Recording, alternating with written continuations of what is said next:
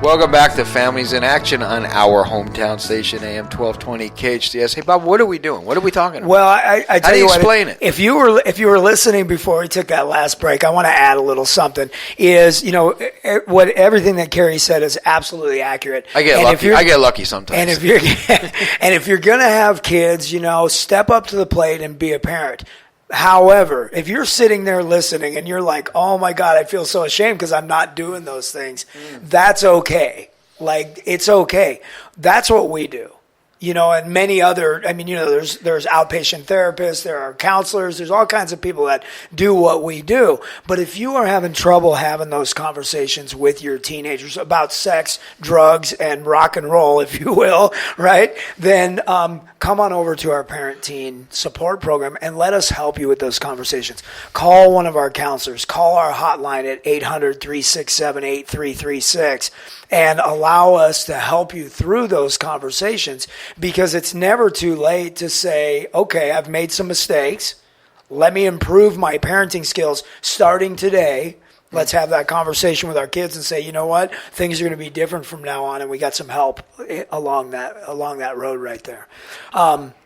The thing that I want to ask you, Cary, is, and I know that you've talked about this before, but I think it's really important, is not we started off by talking about methamphetamine, cocaine, heroin, all of these so-called harder drugs. And by the way, I know that you're of the same opinion as me, but the so-called lesser drugs like alcohol, tobacco, and marijuana, I think are the most dangerous, because systematically they're just tearing our country apart and our world apart, because nobody thinks they're that big of a deal. But that's a whole nother conversation, I think. Which is that's it's kind of crazy, and I'll tell you why. What's the most deadly drug? Nicotine. It kills more people than what? Than the other 5 leading causes of death combined. So cigarettes is the most dangerous thing there is out there. Yep. Alcohol? Alcohol is second. Alcohol is second in terms of drugs. So why is it that we don't talk about those as much as we talk about other drugs? Right. Because they're legal. Socially acceptable. Socially acceptable. Right. That's really, if you think about it, pretty frightening stuff. So if we were really smart, Bob, we'd stop talking about crystal meth and cocaine. We'd talk about cigarettes and alcohol because they're more deadly. Well, we're going to save more lives doing that. I mean, let's talk about everything, but we're going to save more lives. You know where I'm We're going to going. save more lives. If we just got, I saw, it's cool. I've seen some commercials. Oh, and let's throw benzos into the picture. They're the most prescribed drug in the country. Well, I've seen some commercials recently that have said, let's strive for a smoke-free world. Right? Like everybody's pushing, like, let's just do away with it. If we all focused on that, I tell you what, a relatively small population of the world smokes cigarettes anymore. It's not a very big population. I think it's less than 12% in the state of California adult population. But that small percentage right there kills more than anything else in the world. They die more than anything else in the world. And if we focused on that and just got that to stop, how many lives would be saved? Many. I'll tell you, I was speaking at a school with you, and we were talking to 12-year-olds. Right. And the kid came up to us after, and we have this all the time. They're always afraid that their parents are going to die because they're smoking cigarettes, And this little 12-year-old said to me, he says, Cary, why is it legal?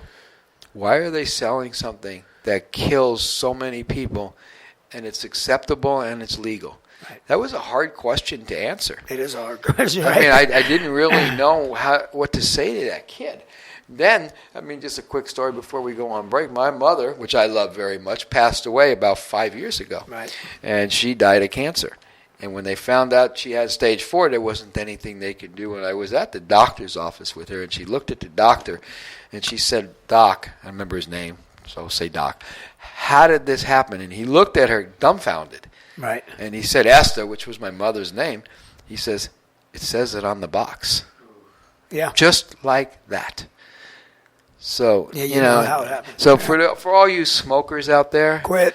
I was going to say quit, but also turn over the side of your box and read what it says. It says usually one of 3 things. It says smoking contains carbon monoxide. You know what that is. That's poison. Or it says something like this. The Surgeon General has determined, doesn't say maybe anymore, that smoking causes, it's a fact. Doesn't say might, So it says the Surgeon General has determined that smoking causes cancer, lung disease, and some other stuff. Emphysema, heart. Yeah. So when you pick up that cigarette and you put it in your mouth, walk over to the mirror and ask yourself, what is it that I hate about myself today? Right. Why is it that I'm putting something that tells me it's going to kill me in a bad way in my body? Yeah. So again, ask yourself, what is it that I hate about myself? This is Families in Action on your local hometown station, AM 1220 KHTS. Welcome back to Families in Action, brought to you on our hometown station, AM 1220 KHTS. Here we are at the end of our show. We've been just talking about different drug trends and what's going on, all around us, and, what we can do as parents and as people who have loved ones that are maybe using to help, stop all of this. So, we've been talking about the so-called harder drugs. We started talking about that, but not everybody starts off there, and sometimes when you're looking at somebody who's addicted to drugs, you go, God, or maybe looking at yourself if you're addicted, how did I ever get here? And I guarantee you there are very few people, there are some, but very few people in the world who start off going, I'm going to do as much of the hard drugs as I possibly can, and I'm going to become addicted, and that's going to be my lifestyle. I used to say nobody ever starts off like that, but there are some families where that's the tradition. You're a drug addict, you're growing up in a drug addict family, and here we go, That's right, just like some families that grow up in, with there's gangs, 6 generations of gangs. Yeah. Exactly. Right. You're born into the gang. Right. So, but for the average person, it doesn't start off like that, does it, Cary? No. Starts off what? Smoking weed, smoking a cigarette? When we're young, we have what we call contracts. When I grow up, these are things I'll never do. We all have those. Yeah. I'm not going to smoke cigarettes because it causes cancer. I'm not going to smoke weed because it's going to get me into other drugs, and it's a gateway drug. So we think these kinds of things. It's only, and by the way, the real gateway drug is tobacco. Right. Almost every addict that I've ever dealt with, almost every addict, started with their cigarettes. Right. And they broke a contract. There's only 2 reasons a child would light up a cigarette today. And by the way, that's when people start, when they're under 18, most people. And now, it's sort of transitioned for a lot of them into the vaping and the whole that, but it's the same thing. Same thing. Only 2 reasons. It's either peer pressure or it's a learned behavior from home. Mom, dad, brother, sister, uncle, aunt. Somebody at home is smoking, and we get what you call desensitized. From I'll never do it to, well, it's only a cigarette. And you take your first hit, well, it's only a cigarette, I won't smoke pot. I promise myself I'll never use drugs. And then everybody's giving you this kind of stuff. It's not a drug, it's only pot. Well, and that's how we justify the nicotine use is, well, at least I'm not doing drugs. Or at least I'm not smoking pot. Yeah. So you smoke your cigarette, I'll never smoke pot. Hey, it's only pot. It's not a hard drug. It's not even a drug. It's almost legal. Okay, what the heck? You take your first hit, contracts are getting weak. All the other drugs we call drugs of opportunity. Right. Meaning they're out there waiting. You go to a party, and it's like I said in the beginning of the show, all the parties for young kids today have all the drugs. Yeah. There is crystal meth, alcohol, cocaine, and whatever else at these parties. Yeah. So they're just lingering and waiting, and your kid goes out there, he's already drinking a little, smoking a little pot.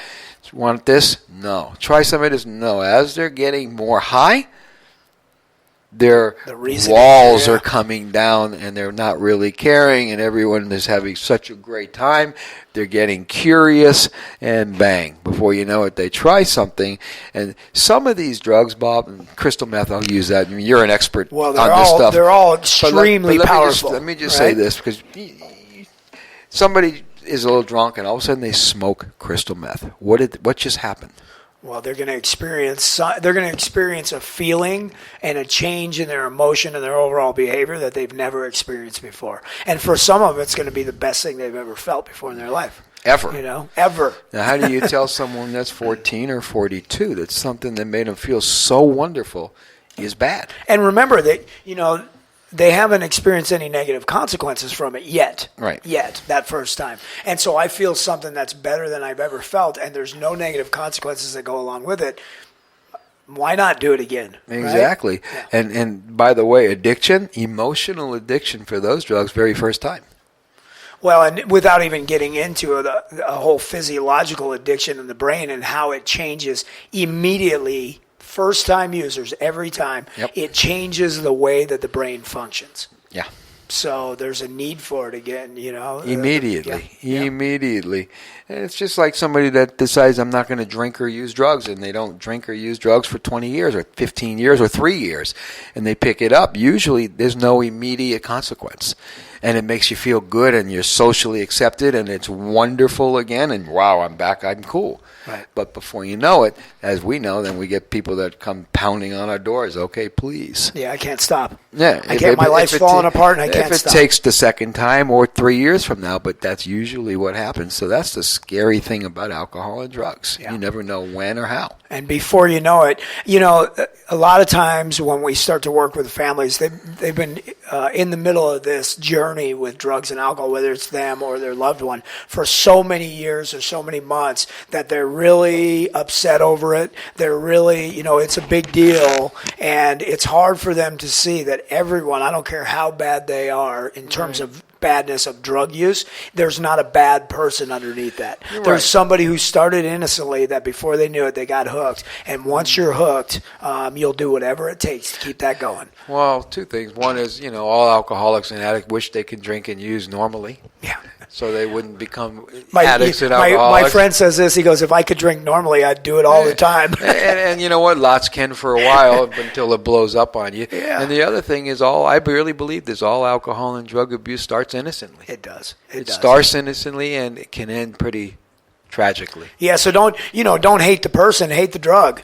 I mean, if you're going to be mad at something, don't hate your loved one, hate the drug. And hey, we appreciate you listening to our show. We're on every Monday at 12 o'clock, and also you can watch us on cable. Check your local stations. I know on Time Warner it's channel 20 at 4 o'clock on Mondays. This is Families in Action on your local hometown station, AM 1220. KHTS, thanks for listening.